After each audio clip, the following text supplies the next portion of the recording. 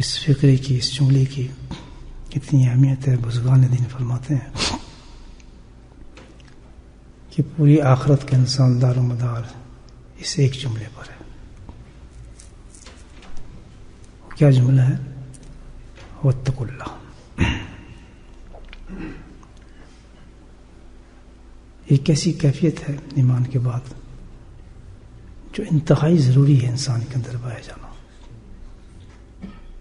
یہ سمجھ لیں کہ ایمان کے بعد سب سے اہم چیز جو ایمان والے کو چاہیے آخرت کی کامیابی کے لیے، موت کے وقت کی کامیابی کے لیے، قبر کی کامیابی کے لیے، حشر میں کامیابی کے لیے، حتیٰ کہ آخری منزل تک کی کامیابی کے لیے جو چیز چاہیے وہ ہے واتقوا اللہ. سارا دار و مدار پورے اعمال کا انسان کا جو ہے اس کیفیت پر ہے، اس حالت پر ہے. یہ اللہ تعالیٰ فرماتے ہیں کہ جس مومن کے دل میں میرا ڈر نہیں ہوگا، میرا خوف نہیں ہوگا، تو اپنے ایمان کو بھی ضائع کرے گا، ایمان کو بھی ضائع کر دے گا. اگلا کام جو انسان کا ہے ایمان کے بعد، وہ اس کے ایمان کے بعد جو سب سے اہم چیز ہے جس کو تولا جائے گا، سمجھا جائے گا، دیکھے گا اللہ پاک، اس کے اعمال صالح ہیں. کام جیسے ہمیں کام دیا اللہ پاک، جیسے مالک نے کام دیا اس کو. تو جیسے آپ کا ورکر کام نہیں کرتا کیمرہ نہ ہو، تو اللہ نے تو کوئی کیمرہ لگایا نہیں دوستو. اللہ کے کیمرے تو یہ قرآن ہے یا حدیث ہیں، علماء کرام ہیں جو ہمیں بتاتے ہیں چلے، اور کوئی تو کیمرہ نہیں ہے.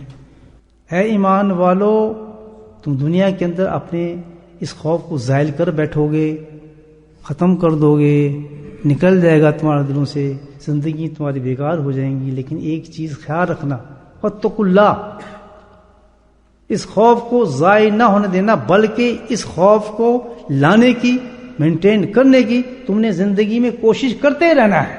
بولیں سبحان اللہ. یا اتقوا اللہ، اس پہ بالکل یہ اتفاق مت کر لینا.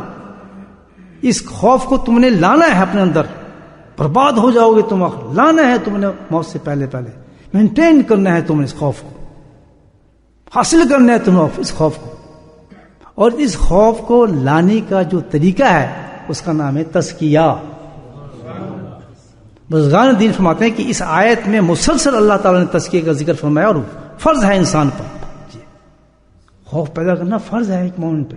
یہ فرض ہے ہر عالم، ہر بچہ، ہر عورت، ہر انسان، ہر جاہل پر کہ اللہ کا خوف پیدا کرے.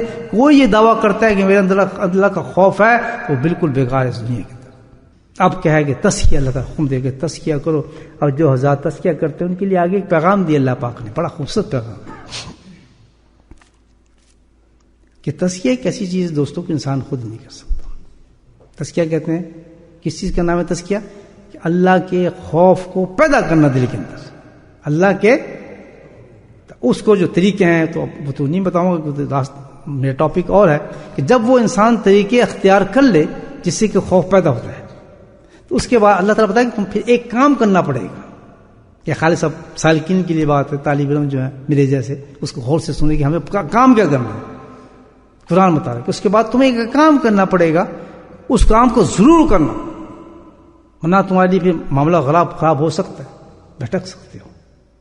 نمبر 1 کہ تمہیں یہ تزکیے کا راستہ اختیار کرو، اور جن لوگوں نے اختیار کر لیا انہیں سبحان اللہ. تو پھر کیا ہے، کرنے کے بعد پھر اس ایک کام کو یاد رکھو، یہ تم نے کرنا ہے. وہ کیا کام ہے؟ یا ایھا الذین آمنوا اتقوا اللہ ولتنظر نفس، قرآن کہتا ہے کہ اس کے ساتھ پھر تمہیں جب تزکیہ شروع کر دو تو بالکل تم یہی نہ سمجھنا کہ بے لگام ہو چکے ہو، تم جو ہم کریں ٹھیک نہیں، ہم بالکل صحیح ہیں. اس میں پھر تمہیں تکبر آئے گا، میں تو جی اللہ کا ذکر کرتا ہوں، میں تو جی فلاں حضرت سے بیعت ہوں، میں تو جی میں 3 سال لگائے ہیں، کہے گا میں نے 4 سال لگائے ہیں، میں نے 15 سال لگائے ہیں. پھر یہ کیفیتیں آ جاتی ہیں آدمی کہتے اس سے کام نہیں چلے گا. اللہ تعالیٰ کہہ رہا ہے نہ، یہ خوف کی بات نہیں ہے. اگر اس خوف کو جس کو تم لانا چاہتے ہو تم نے اس کو دیکھنا ہے، اس کے لیے تمہیں ایک کام کرنا ہے. ولتنظر نفس، ہر انسان نے ایک کام کرنا ہے. وہ کیا؟ کہ سیلف اسسمنٹ. سبحان اللہ، آنےسٹلی تم نے اپنے اندر، بہت اچھا بات ہے، آنےسٹلی تم نے اپنے اندر خود سیلف اسسمنٹ کرنی ہے، اپنے آپ کو جج کرنا ہے، دیکھ بھال کرنی ہے، اپنے آپ کو دیکھتے رہنا ہے کہ میں صحیح جا رہا ہوں یا نہیں جا رہا. بولے سبحان اللہ. تم خود اپنے منصف ہوئے. یہ کیسی پہلی بات کی یہ، سبحان اللہ. دیکھیں پہلے خوف، کہ جب انسان پتہ چلتا ہے کہ جب اللہ کا خوف انسان میں آ جاتا ہے تو اس کی کیفیت ایسی بن جاتی، کسی سے پوچھنے کی ضرورت نہیں کہ میں اچھا ہوں یا برا ہوں، خود اس کا دل بتاتا ہے کہ تو گندا یا برا ہے. سبحان اللہ. تو کبھی ایسا بھی ہو جاتا ہے کہ آدمی اتنا مشہور نہ ہو، کچھ نہ ہو، لیکن آپ کے لیے باعث سے رہبر بن جائے، آپ کی رہبری دے دے. ہمیں تو رہبری چاہیے جہاں سے مل جائے.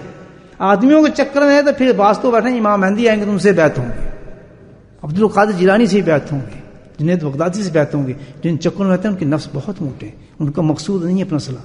اس کی طریقہ بتایا اللہ تعالیٰ نے کہ جہاں سے جس شخص میں بیٹھ کے اس کی صحبت میں تجھے رہبری مل رہی ہو، اللہ کے قریب ہو رہا ہو، میرا ذکر مل رہا ہو، اور تو ان سے وہ باتیں سن رہا ہو جو تجھے میرے قریب کر رہا ہے، تو خبردار اس کا ہاتھ نہ چھوڑنا.